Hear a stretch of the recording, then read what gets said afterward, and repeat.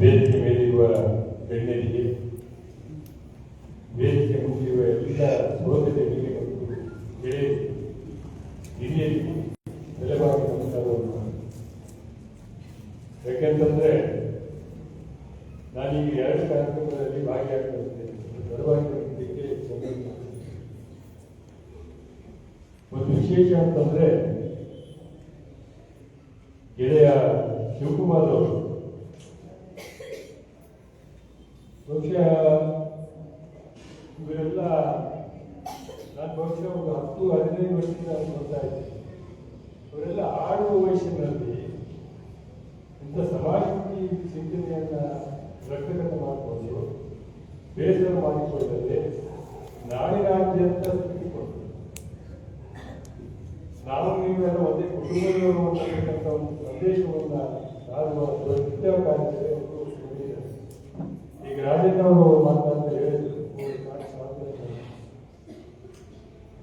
ಅದು ಹೇಳಲಿಕ್ಕೆ ಹೋದ್ರೆ ಅವರಿಗೆಲ್ಲ ಅಂತಾರಾಷ್ಟ್ರೀಯ ಮಟ್ಟದ ಪ್ರಶಸ್ತಿಯನ್ನು ಹತ್ತಿಸ್ಕೊಂಡು ಬರುತ್ತದೆ. ಅವರು ಆ ಗೋಜಿಗೆ ಹೋಗಲಿಲ್ಲ. ತಮ್ಮ ಕೈಲಾದ ಸಾಧನೆಯಿಂದ ಸ್ಥಿತಿಯನ್ನು ಮಾತ್ರ ಹೀಗೆ ನಾವೆಲ್ಲ ಒಟ್ಟಿಗೆ ಸೇರುವಂತ ದೊಡ್ಡ ಸಂಭ್ರಮ.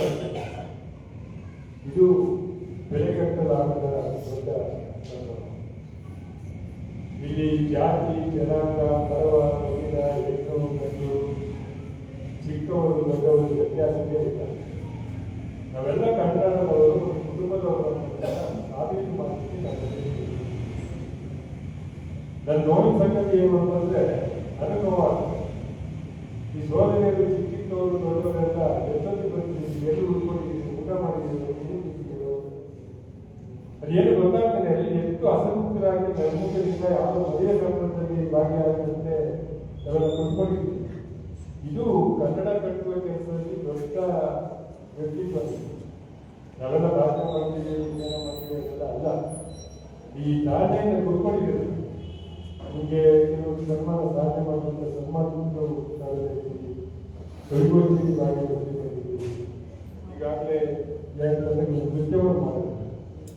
ಅವರು ಎಷ್ಟೊತ್ತಿಗೆ ಬಂದಿದ್ದಾರೆ, ಎಲ್ಲಿ ಬಂದಿದ್ದಾರೆ, ಏನು ಊಟ ಮಾಡಿದ್ದಾರೆ, ಆದರೂ ಅವರ ತಾಕತ್ತಿದೆಯಾ ಈ ಕನ್ನಡದ ದೀಕ್ಷೆಯನ್ನು ಪಡೆದುಕೊಂಡು ಈ ಸಂಭ್ರಮದಿಂದ ಭಾಗಿಯಾಗಿ ಕೇವಲ 2 ನಿಮಿಷದ ನೃತ್ಯದಲ್ಲಿ ನಮ್ಮ ಮಹಿಳೆಯರನ್ನ ಒಟ್ಟುಗೂಡಿಸುವಂತ ಒಂದು ಕೆಲಸವನ್ನು ಮಾಡ್ತಾ ಇದ್ದಾರೆ. ಅದೆಲ್ಲ ಕನ್ನಡ ಒಂದು ಶಕ್ತಿ. ಇದು ನಿರಂತರವಾಗಿ ಆಗಬೇಕಾಗಿದೆ. ಗೆಳೆಯ ಶಿವಕುಮಾರ್ ಅವರ ಫೌಂಡೇಶನ್ ಹಾಗೆ ರೋಟರಿ ಕ್ಲಬ್ ಆಫ್ ಕೋಲಾರ ತಮ್ಮೆಲ್ಲರನ್ನ ಇಲ್ಲಿ ಒಟ್ಟು ಮಾಡುವಂತ ಒಂದು ಸಾಧನ ಕೈಯಾಗಿದ್ದಾರೆ. ಕನ್ನಡ ಹಬ್ಬ 2026 ಅವರಿಗೆ ನಿರಂತರ ಹಬ್ಬನೇ.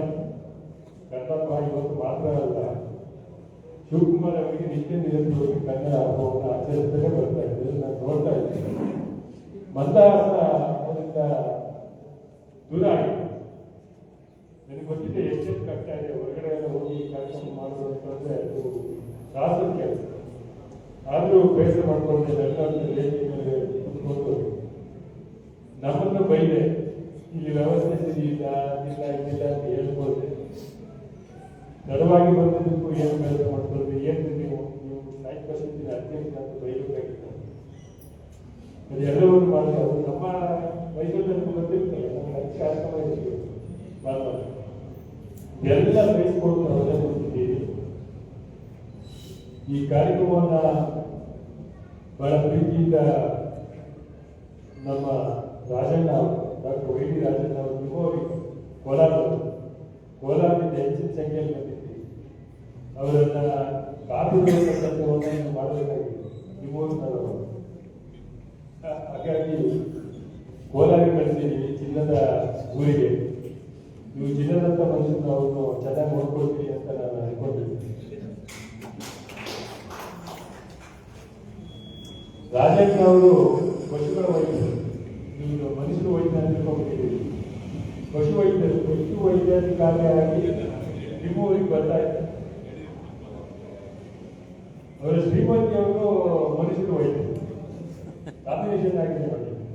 ಒಬ್ಬರು ಮಾತನಾಡದ ಪಶುಗಳ ವೈದ್ಯರಾದರೆ ಒಬ್ಬರು ಮಾತನಾಡುವ ವೈದ್ಯರಾಗಿ ಹಳ್ಳಿಗಾಡಿನಲ್ಲಿ ನಾನು ಗ್ರಾಮೀಣ ಪ್ರದೇಶದಲ್ಲಿಯೇ ಸೇವೆ ಮಾಡಿಕೊಂಡಿದ್ದೇನೆ ಅಂತ ಹೇಳಿ ಗ್ರಾಮೀಣ ಪ್ರದೇಶದಲ್ಲಿ ರೈತರನ್ನ, ಬಡವರನ್ನ, ಶೋಷಿತ ವರ್ಗದವರನ್ನ ರಕ್ಷಣೆ ಮಾಡುವಂತ ಕೆಲಸವನ್ನ ಶ್ರೀಮತಿಯವರು ಮಾಡ್ತಾ ಇದ್ದಾರೆ.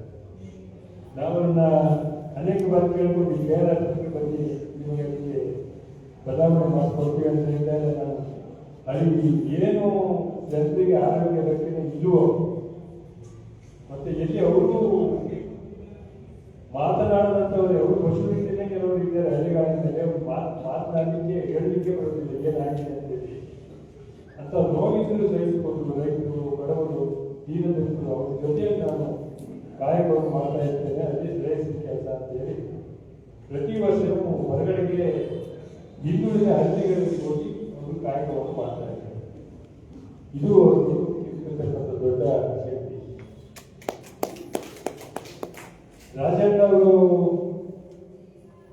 ಅವರಿಗೆ ಹೆಚ್ಚುವರಿ ಪ್ರಮೋಷನ್ ಆಗಿ ಹೋರಾಟ ಮಾಡಿದ್ದಾರೆ.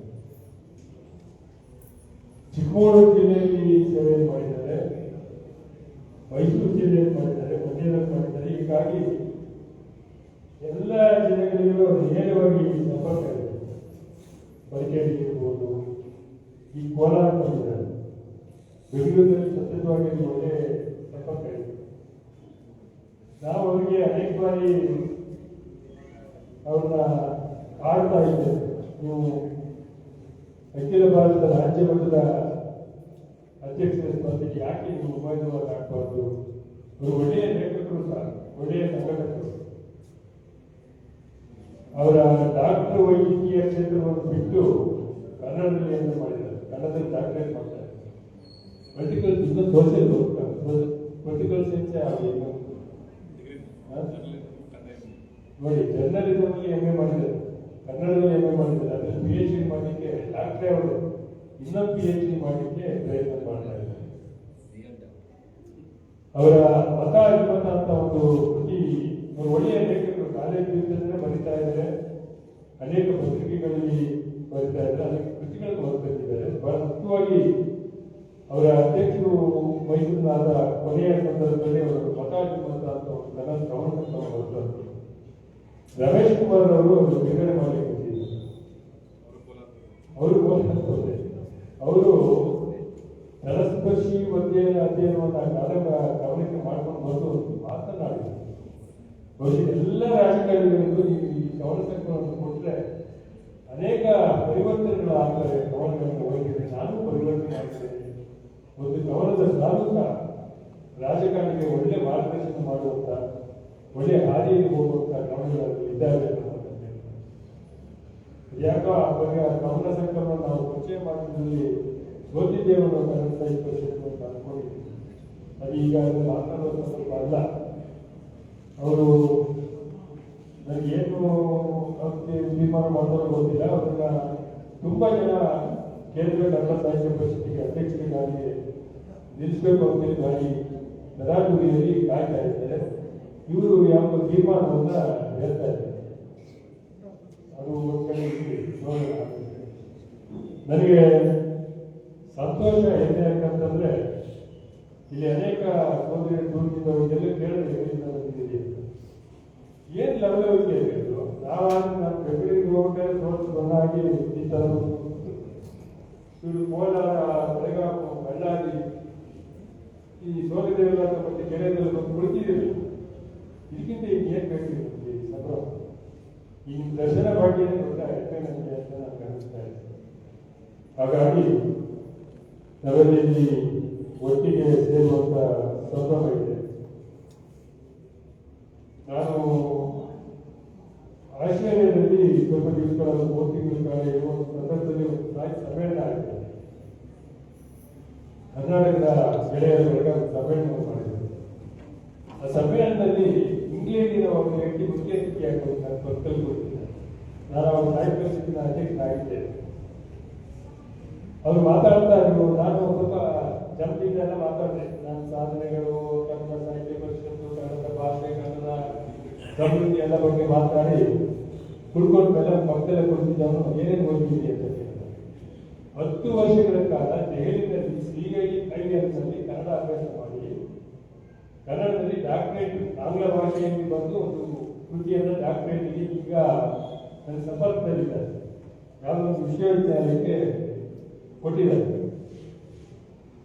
ಅವ್ರು ಮಾತಾಡ್ತಾ ಏನ್ ಕೇಳಿದ್ರು ಅಂದ್ರೆ ರಾಮಾಯಣ ಮಹಾಭಾರತ ಓದಿದ್ದೀರಾ ಅಂತ ಕೇಳಿದ್ರು. ಈಗ ಬೇರೆ ಬೇರೆ ಮಹಾಕಾವ್ಯಗಳನ್ನು ಯಾವ್ದು ಓದಿದ್ದೀರಿ ಅಂತ ಕೇಳಿದ್ದಾರೆ. ಪಟ್ಟಿಯಲ್ಲಿ ರಾಮಾಯಣ ಮಹಾಭಾರತ ರನ್ನ ಪನ್ನ ಚೆನ್ನ ಕುವೆಂಪು ಇದೆಲ್ಲ ಹೇಳಿ ಎಲ್ಲ ಓದಿದ್ದೀರಾ ಅಂತ ಕಣ್ಣಾಡ್ತಿದ್ದೀನಿ.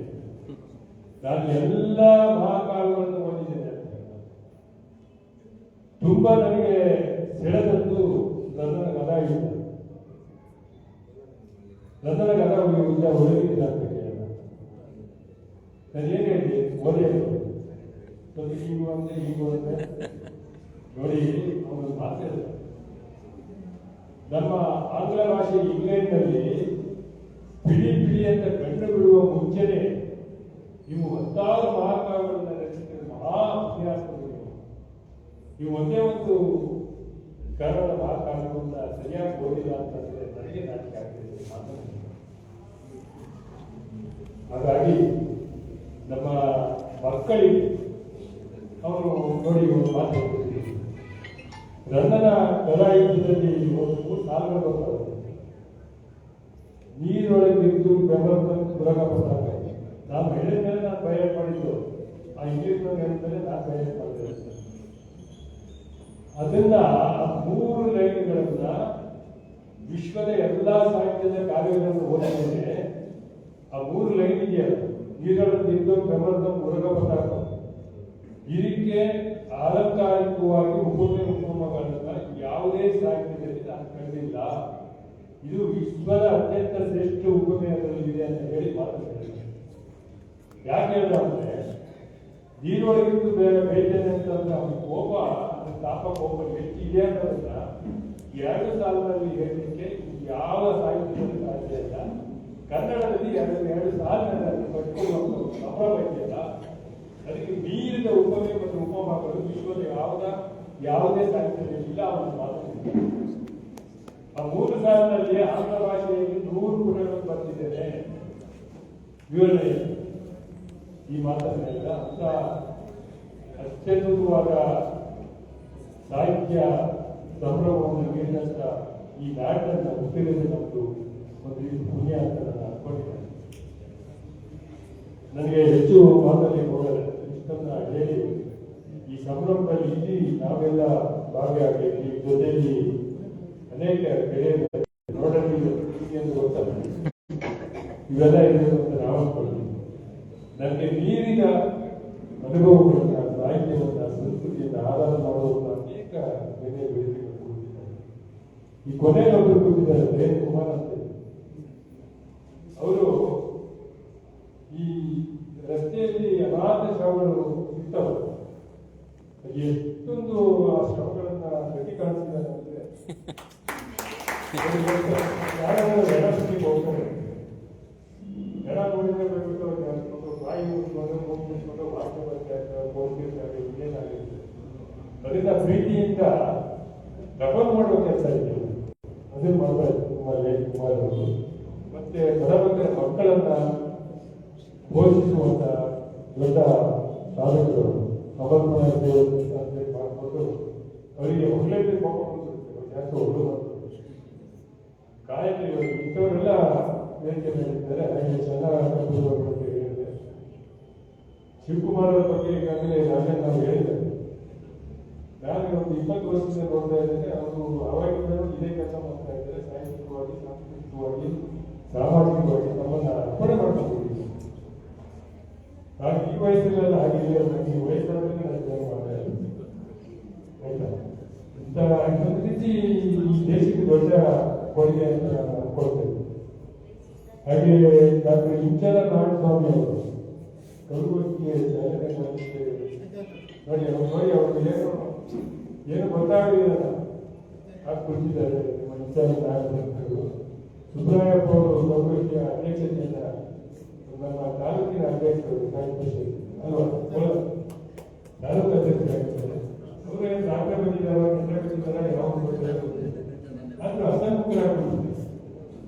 ಹಾಗೆ ವೈಡಿ ರಾಜ್ಯನವರು ಈಗಾಗಲೇ ಮಾತನಾಡಿದ್ದಾರೆ. ಬಹಳ ಮುಖ್ಯವಾಗಿ ಮುಂಚಿ ಪ್ರಸನ್ನ ಕುಮಾರ್ ಅಂತ ಹೇಳಿ ಅವರು ಪತ್ರಕರ್ತರು ಬೇರೆ ಹೋಗ್ತಿದ್ದಾರೆ. ನಾವು ಹೋಗಿ ಅಂತ ಅವರಿಗೆ ರಾತ್ರಿ ಜನ್ಮ ಪತ್ರಿಕೆಗೆ ಅಂದ್ರೆ ಪತ್ರಕರ್ತರು ನಿಮ್ಗೆ ಗೊತ್ತಲ್ಲ ಏನು ಅಂತ ಅವಸರದ ಸಾಹಿತಿ. ಅವರಿಗೆ ನಾವೆಲ್ಲ ಒಂದೊಂದು ವರ್ಷ ಬಂದು ತಿಂದಿದ್ದೀವಿ ಏನನ್ನು ಮಾಡ್ತೀವಿ. ಅವರಿಗೆ 2 ಗಂಟೆಯಲ್ಲಿ ತಪ್ಪಿಲ್ಲದಂತೆ 16 ಪುಟಗಳನ್ನ ಮುದ್ರಣ ಮಾಡಿ ತಲುಪುವಂತ ಕೆಲಸವನ್ನು ಮಾಡುವುದು. ಅದು ಯಾವಾಗ ರಾತ್ರಿ 12 ಜನ್ಮ ಆ ಜನ್ಮ ಕೊಡುವಂತ ಇದರಲ್ಲಿ ಈಗ ರೆಡಿ ಆಗ್ತಿದೆ. ಹಾಗಾಗಿ ಅವರು ಈ ಬಾರಿಯ ಕರ್ನಾಟಕ ರಾಜ್ಯೋತ್ಸವ ಪ್ರಶಸ್ತಿಗೆ ಭಾಷಣಕಾರರಾಗಿದ್ದಾರೆ. ಇವೆಲ್ಲ ಅರ್ಜಿ ಹಾಕೊಂಡವರನ್ನ ಪ್ರಶಸ್ತಿ ಕೊಡಬೇಕು. ಅದನ್ನ ಸರ್ಕಾರ ಕೊಡಬಾರಿ ಸರ್ಕಾರ ಎಲ್ಲ ಗೌರವವನ್ನು ಇಟ್ಕೊಂಡಿದೆ.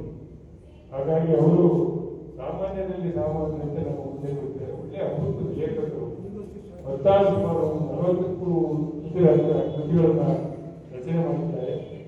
ಅವರಿಗೂ ಹೋಲಿಕೆ ಅಂದ್ರೆ ಆಗಲಿಲ್ಲ. ಹಾಗಾಗಿ ಅವರು ನಮ್ಮ ಜೊತೆ ಇದ್ದಾರೆ. ಗೆಳೆಯ ತ್ಯಾಗರಾಜ್ ಅವರು ಇಂಜಿನಿಯರ್ ಅವರು ನಮ್ಮ ಉಪಾಧ್ಯಕ್ಷರಾಗಿ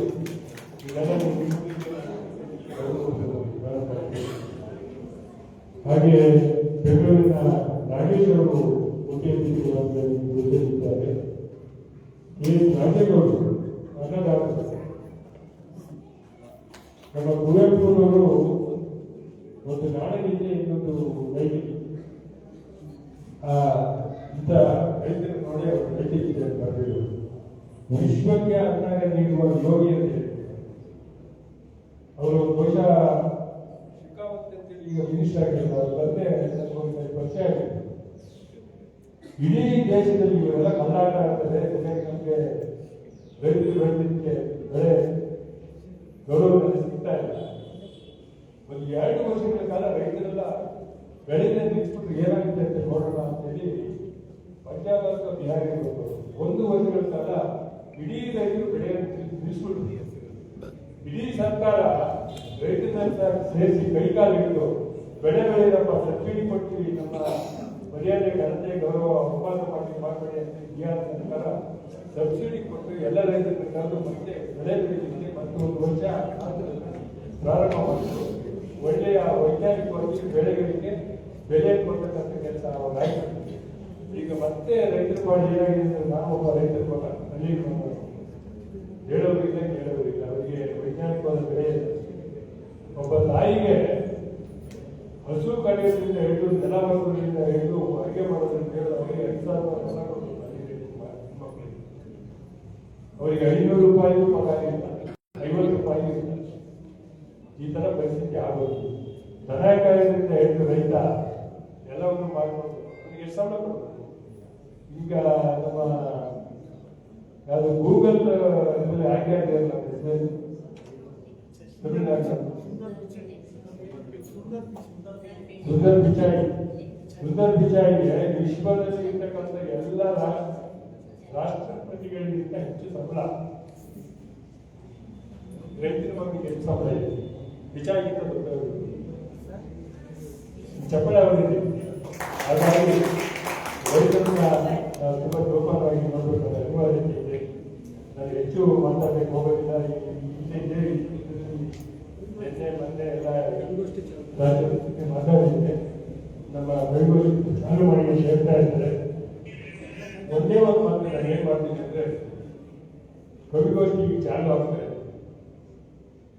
ವಿಶ್ವದಲ್ಲಿ ಎಲ್ಲ ದೇಶಗಳಲ್ಲೂ ಅಪರೂಪವಾದ ಕವಿಗಳಿದ್ದಾರೆ, ಸಾಹಿತಿಗಳಿದ್ದಾರೆ. ಫುಟ್ಬಾಲ್ ಆಡ್ತೀವಿ ಪಕ್ಕದಲ್ಲಿ ಹೋಗಿ, ಕ್ರಿಕೆಟ್ ಆಡ್ತೀವಿ,